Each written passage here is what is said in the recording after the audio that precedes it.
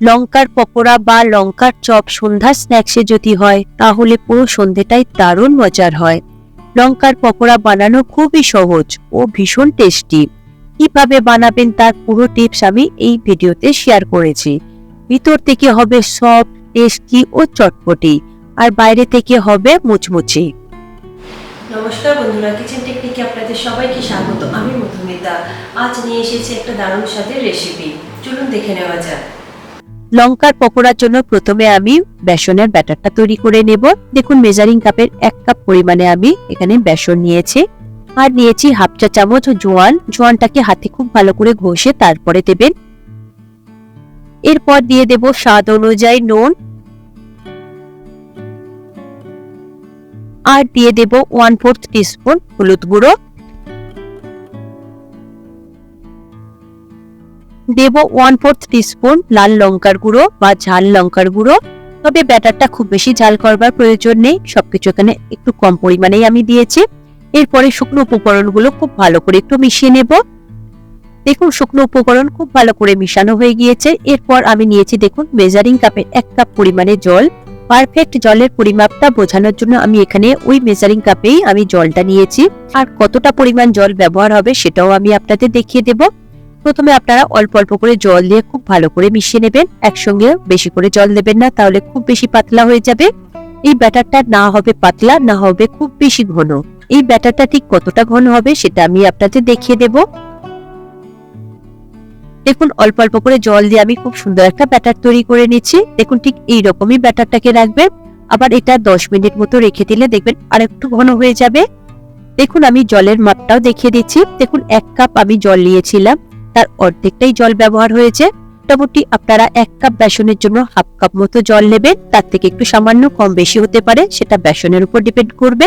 পর এই বেসনের মিশ্রণটাকে আপনারা 10 থেকে 15 মিনিট মতো রেস্টে রেখে দেবেন। এরপর একটা মশলা রেডি করে নেব। তার জন্য নিয়েছি 1 চা চামচ মৌরি, আর নিয়েছি 1 চা চামচ গোটা ধনে, সঙ্গে নিয়েছি 1 চা চামচ গোটা জিরে। এই 3টে মশলা আপনারা একসঙ্গে খুব ভালো করে গুঁড়ো করে নেবেন, তবে এটাকে ভাজবেন না। এই মশলাগুলো এইভাবে কাঁচা গুঁড়ো করে নেবেন, এতে করে পকোড়ার পুরের টেস্টটা খুব সুন্দর আসবে। দেখুন, লঙ্কার পকোড়ার জন্য আমি এইরকম বড় সাইজের লঙ্কা নিয়েছি।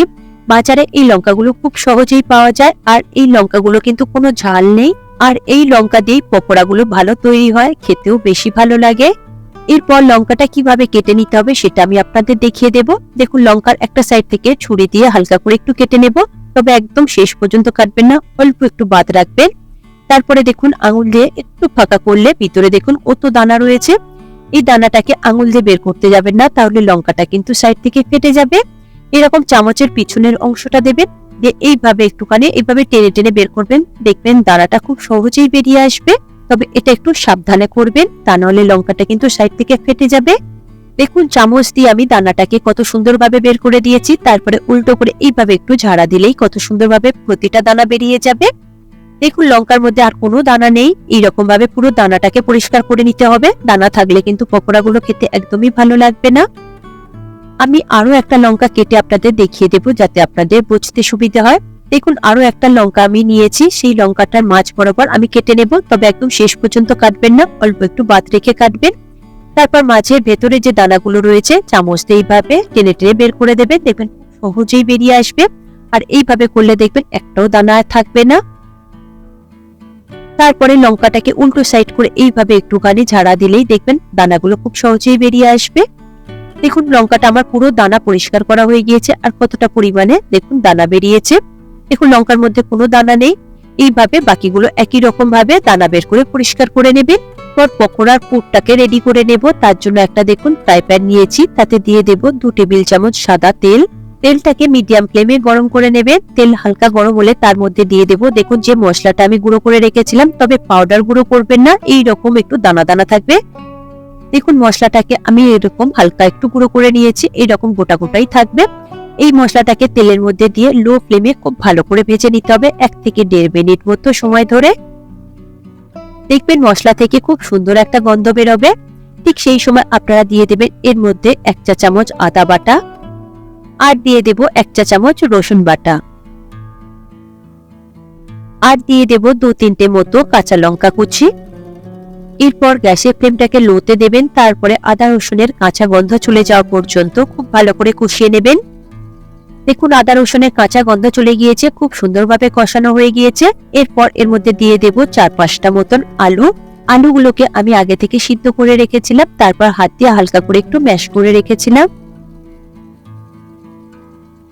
আলুটাকে ওই মশলার মধ্যে দিয়ে খুব ভালো করে একটু মিশিয়ে নিতে হবে মশলার সাথে। তবে এই সময় গ্যাসের ফ্লেমটাকে আপনারা মিডিয়ামে রাখবেন। দেখুন আলুর সাথে মশলাগুলোকে খুব ভালো করে মিশিয়ে নিয়েছি। এরপর দিয়ে দেব স্বাদ অনুযায়ী নুন, দেব 1 চা চামচ ধনে গুঁড়ো, দেব 1 চা চামচ ভাজা জিরের গুঁড়ো, দেব 1/2 চা চামচ হলুদ গুঁড়ো, আর কালারের জন্য দিয়ে দেব 1/2 চা চামচ কাশ্মীরি লঙ্কার গুঁড়ো। সঙ্গে একটু চটপটি করবার জন্য আমি দিয়ে দেব 1 চা চামচ আমচুর পাউডার। আমচুর পাউডারটা দিলে এতে করে খুব সুন্দর একটু টকটক খেতে লাগবে, তবে না থাকলে আপনারা এখানে পাতিলেবুর রস ব্যবহার করতে পারেন। এরপর সমস্ত মশলা লো ফ্লেমে খুব ভালো করে মিশিয়ে নিতে হবে। 4 থেকে 5 মিনিট মতো আপনারা এই মশলাটাকে আলুর সাথে খুব ভালো করে মিশিয়ে নেবেন। দেখুন আলুর সাথে খুব ভালো করে মিশানো হয়ে গিয়েছে, গ্যাসের ফ্লেমটাকে আমি বন্ধ করে দিয়েছি। এবার দিয়ে দেব একটা পেঁয়াজ। পেঁয়াজটাকে আমি খুব ছোট ছোট করে কুচিয়ে নিয়েছিলাম। পেঁয়াজটাকে এই সময় দিলে খেতে বেশি ভালো লাগে। আর দিয়ে দেব ধনেপাতা কুচি। ধনেপাতা আর পেঁয়াজ কুচি আপনারা সবসময় গ্যাসটা অফ করে তারপরে এটাকে মিশিয়ে দেবেন, তাতে করে ফ্লেভার আর টেস্ট খুব সুন্দর আসে। দেখুন ধনেপাতা আর পেঁয়াজটাকে খুব ভালো করে আমি আলুর সাথে মিশিয়ে নিচ্ছি। তবে খুব ভালো করে মিশানো হয়ে গেলে এই আলুর পুরটাকে আপনারা ঠান্ডা করে নেবেন, তবেই কিন্তু লঙ্কার ভিতরে ভরতে পারবেন। এরপরে এই আলুটাকে এবার আমি ঠান্ডা করে নেব। তার মধ্যে দেখুন আমি ব্যাটারটাকে দেখিয়ে দেব। দেখুন ব্যাটারটা কত সুন্দরভাবে ঘন হয়ে গিয়েছে। এরপরে এর মধ্যে দিয়ে দেব 1 টেবিল চামচ গরম তেল। গরম তেল দিলে এতে করে পকোড়াগুলো খুব সুন্দর মুচমুচে হবে, তাতে করে আর বেকিং সোডা বা বেকিং পাউডারের কোনো রকম ব্যবহারের প্রয়োজন নেই। গরম তেল দেওয়ার পরে খুব ভালো করে এটাকে ব্যাটারের সাথে মিশিয়ে নিতে হবে। দেখুন আমি খুব ভালো করে মিশিয়ে নিয়েছি। এরপর আমি ব্যাটারটাকে দেখিয়ে দেব যে ব্যাটারটা ঠিক কতটা পরিমাণে ঘন থাকলে তবেই কিন্তু এই পকোড়াটা খেতে বেশি ভালো লাগবে। দেখুন আমি একটা চামচ নিয়েছি, চামচটাকে ব্যাটারের মধ্যে খুব ভালো করে আগে ডুবিয়ে নেব। ডোবানোর পরে চামচের ঠিক উল্টো সাইড করবেন। উল্টো সাইডের মাঝখান থেকে একটা এরকম লম্বা করে লাইন টেনে দেবেন। লাইন টানবার পরে দুটো লাইনের মাঝখানে যে গ্যাপটা রয়েছে সেই গ্যাপটা যদি খুব তাড়াতাড়ি ঢাকা পড়ে যায় বা একটার সাথে আরেকটা গড়িয়ে মিশে যায়, তাহলে বুঝবেন যে ব্যাটারটা খুব বেশি পাতলা হয়ে গিয়েছে। তাহলে আরো একটু বেসন দিয়ে মোটা করে নেবেন। আর দেখুন আমার ব্যাটারটা পারফেক্ট রয়েছে, একটার সাথে আরেকটা কিন্তু মিশে যাচ্ছে না, একদম মাঝখানে লাইনটা পারফেক্ট রয়েছে। তার মানে আমার ব্যাটারটা একদম পারফেক্ট তৈরি হয়েছে। আপনারা এই রকমই তৈরি করে নেবেন। এরপরে দেখুন লঙ্কার পকোড়ার জন্য লঙ্কাগুলো দানা আমি পরিষ্কার করে নিয়েছিলাম। এরপরে এই লঙ্কার মধ্যে আমি অল্প করে একটু নুন মিশিয়ে দেব, এতে করে খেতে যেমন বেশি ভালো লাগবে আর লঙ্কাগুলো খুব তাড়াতাড়ি নরম হয়ে যাবে। দেখুন অল্প করে একটু আমি আঙুলের নুন নিয়ে আঙুল দিয়ে আমি ওই লঙ্কার মধ্যে নুনটাকে মিশিয়ে দিচ্ছি খুব ভালো করে। একই রকম ভাবে আপনারা সমস্ত লঙ্কার মধ্যে নুনটাকে মিশিয়ে নেবেন। দেখুন আমার সমস্ত লঙ্কার মধ্যে নুনটা মিশানো হয়ে গিয়েছে। এর মধ্যেই আমার দেখুন পুরটাও ঠান্ডা হয়ে গিয়েছে। এরপরে পুরটা আমি লঙ্কার মধ্যে কিভাবে ভরবো সেটা আপনারা খুব ভালো করে দেখে নিন। দেখুন প্রথমে একটা লঙ্কা আপনারা নেবেন, তারপরে আলুর পুর পরিমাণ মতো নেবেন, নিয়ে এইরকম একটু লম্বা করে নেবেন, যাতে পুরটা ওর মধ্যে ভরতে একটু সুবিধে হয়। তবে এটা কিন্তু আপনারা হাত দিয়েই করবেন, চামচ দিয়ে এই পুরটাকে ভরতে যাবেন না, তাহলে লঙ্কাটা কিন্তু ফেটে যাবে। আলুর পুরটাকে ওই লঙ্কার কাটা জায়গার মধ্যে দিয়ে আঙুল দিয়ে খুব ভালো করে ভরে দেবেন, যাতে লঙ্কার চারি সাইডটা খুব ভালোভাবে চলে যায়, যেন কোনো জায়গাটা ফাঁকা না থাকে, ঠিক সেটা একটু খেয়াল করে নেবেন আপনারা। দেখুন পরিমাণ মতো আমি আলুর পুর নিয়ে ওই লঙ্কার মধ্যে খুব ভালো করে ভরে দেব। দেখুন লঙ্কার মধ্যে পুরটা খুব ভালো করে ভরা হয়ে গিয়েছে। এরপরে লঙ্কার উপর থেকে ওই আলুর পুর পাতলা করে একটা লেয়ার তৈরি করে দিতে হবে, তা না হলে ব্যাটারটা কিন্তু লঙ্কার গায়ে খুব ভালোভাবে লাগবে না, তাতে করে পকোড়াগুলো দেখতেও ভালো লাগবে না, খেতেও একদমই ভালো লাগবে না। তাই আপনারা উপর থেকে দেখুন আমি ঠিক যেভাবে আলুর পুরটা লাগিয়ে দিচ্ছি, একটা পাতলা লেয়ার তৈরি করে দিচ্ছি, সেইভাবে আপনারা খুব ভালোভাবে লেয়ার তৈরি করে নেবেন। আর তৈরি হয়ে গেলে দুটো হাতের সাহায্যে এইভাবে গোল করে একদম সমান করে নেবেন, যাতে কোথাও আলু উঁচু নিচু না থাকে। দেখুন একটা লঙ্কার উপরে আলুর পুর আমি খুব সুন্দরভাবে লাগিয়ে দিয়েছি, এটাকে এবার রেখে দেব। আরো একটা আমি লঙ্কার মধ্যে পুর ভরে আপনাদের দেখিয়ে দেব, আপনাদের যাতে বুঝতে সুবিধে হয়। প্রথমে পরিমাণ মতো আপনারা আলুর পুর নেবেন, নিয়ে ওই লঙ্কার মধ্যে খুব ভালোভাবে চেপে চেপে ঢুকিয়ে দেবেন, যাতে লঙ্কার চারি সাইডটা খুব ভালোভাবে আলুর পুরে ভরে যায়।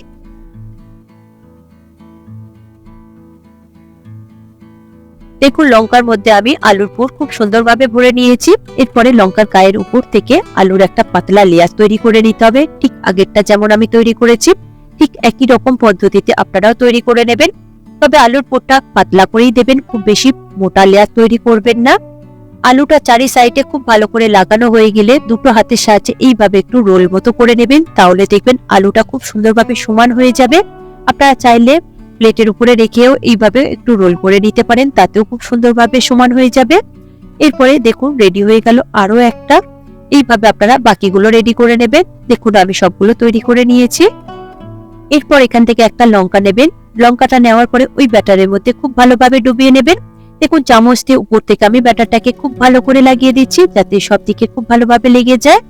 এরপরে আমি এই ব্যাটারটাকে ওই তেলের মধ্যে দিয়ে দেব। তেলটা আমি আগে থেকেই গরম বসিয়ে দিয়েছিলাম, সেটা আমি আর দেখালাম না। তবে ব্যাটার থেকে তোলবার পরে এক্সট্রা ব্যাটারটাকে এইভাবে ধরে ঝাড়িয়ে নেবেন, তারপরেই তেলের মধ্যে দেবেন, তবে একটু সাবধানে দেবেন। এরপর গ্যাসের ফ্লেমটাকে লো টু মিডিয়ামে দেবেন, দেওয়ার পরে এটাকে খুব ভালো করে ভেজে নেবেন। তবে তেলের মধ্যে দেওয়ার সাথে সাথে নাড়াচাড়া করবেন না, উপর থেকে অল্প করে একটু তেল এইভাবে ছিটিয়ে দেবেন, এতে করে উপর থেকেও খুব সুন্দরভাবে কোটটা হয়ে যাবে। তারপরে হালকা হাতে এইভাবে একটু উল্টে পাল্টে দেবেন, দিয়ে দুটো সাইডে খুব বেশ লাল লাল করে ভেজে নেবেন। তবে এই পকোড়াগুলো ভাজতে একটু সময় লাগবে, তবে গ্যাসের ফ্লেমটাকে হাইতে দিয়ে করবেন না, তাহলে উপর থেকে তাড়াতাড়ি কালার এসে যাবে আর ভিতর থেকে কিন্তু লঙ্কাগুলো একদম কাঁচা রয়ে যাবে, শক্ত থাকবে, তাতে করে পকোড়াটা খেতে একদমই ভালো লাগবে না। তাই বোঝবার জন্য আপনারা সব সময় লঙ্কার এই যে বোটাটা রয়েছে সেটাকে একটু খেয়াল রাখবেন। সেটা যদি একদম ভাজা ভাজা হয়ে যায়, কালো হয়ে আসে, একদম ভাজার মতো দেখতে লাগে, ঠিক সেই পর্যন্ত আপনারা এই পকোড়াটাকে তৈরি করে নেবেন। এইভাবে করে নিলে পকোড়াটা ভিতর থেকেও যেমন সুন্দরভাবে রেডি হবে আর উপর থেকেও খুব সুন্দর মুচমুচে তৈরি হবে। দেখুন একটা পকোড়া আমার ভাজা হয়ে গিয়েছে। দেখুন লঙ্কার ডান্ডিটা আমার পুরো ভাজা ভাজা হয়ে গিয়েছে, তাই আমি এবার এটাকে তুলে নেব। একটা পকোড়া আমি তুলে নিয়েছি, আরো একটা পকোড়া ওর মধ্যে আমি দিয়ে দিয়েছি। একই রকম পদ্ধতিতে আপনারা ভেজে নেবেন, সঙ্গে সঙ্গে নাড়াচাড়া করবেন না, উপর থেকে তেল একটু করে ছিটিয়ে দেবেন, এতে করে উপর থেকে কোটটা সুন্দরভাবে হয়ে যাবে। তারপরে হালকা করে একটু ঘুরিয়ে ফিরিয়ে দেবেন। এইভাবে আপনারা লো টু মিডিয়াম ফ্লেমে একটু সময় ধরে ভেজে নেবেন। এটা ভাজতে মোটামুটি আমার 12 থেকে 14 মিনিট মতো সময় লেগেছে। যেহেতু এর লেয়ারটা একটু মোটা রয়েছে তাই একটু সময় লাগে, আর লঙ্কাগুলো একটু মোটা যেহেতু সিদ্ধ হতে একটু সময় লেগে যায়। দেখুন সমস্ত পকোড়া আমার ভাজা হয়ে গিয়েছে, রেডি হয়ে গিয়েছে। এগুলোকে আমি একটা প্লেটের মধ্যে পরিবেশন করে নিয়েছি। আর নিয়েছি টমেটো কেচাপ সঙ্গে, আপনারা চাইলে এগুলো গ্রিন চাটনি দিয়েও খেতে পারেন, ভীষণ ভালো লাগে। তবে এটা আমি আপনাদের কেটে দেখিয়ে দেব, তার আগে হাত দিয়ে দেখিয়ে দিচ্ছি যে দেখুন চারি সাইডটা কত সুন্দরভাবে ফ্রাই হয়েছে। উপর থেকে কিন্তু ভীষণই মোচমোচে রয়েছে আর ভিতর থেকে যে কতটা সফট রয়েছে দেখুন আমি কাটবার পরে দেখিয়ে দিলাম। তবে লঙ্কাটা কিন্তু 100% সিদ্ধ করবেন না, লঙ্কাটা ভিতর থেকে থাকবে হালকা ক্রাঞ্চি আর আলুটা থাকবে চটপটি খেতে, আর উপর থেকে লেয়ারটা থাকবে মোচমোচে। তবেই কিন্তু লঙ্কার পকোড়াটা খেতে দারুণ লাগবে। আপনারা এই রকম ভাবে বানিয়ে নেবেন প্রতিটা স্টেপ ফলো করে। তবে এটা কিন্তু একটা রাজস্থানী ফেমাস খাবার, আপনারা একবার হলো এইভাবে ট্রাই করে দেখবেন। আশা করছি আপনাদের সবাইয়ের ভীষণ পছন্দ হবে। আপনারা যে কোনো দিন সন্ধ্যাবেলা এইভাবে বানিয়ে নেবেন। এই রেসিপিটি আপনাদের কেমন লাগলো কমেন্টে অবশ্যই জানাবেন, আর যদি ভালো লেগে থাকে তাহলে লাইক শেয়ার করবার অনুরোধ রইল। সাথে এই রকম সব নিত্য নতুন রেসিপি পাওয়ার জন্য কিচেন টেকনিককে সাবস্ক্রাইব করে রাখবেন। আজ তাহলে এই পর্যন্ত, আবারও দেখা হবে অন্য কোনো রেসিপির সাথে। সবাই ভালো থাকবেন, সুস্থ থাকবেন, আর ভিডিওটি পুরো দেখার জন্য অসংখ্য ধন্যবাদ।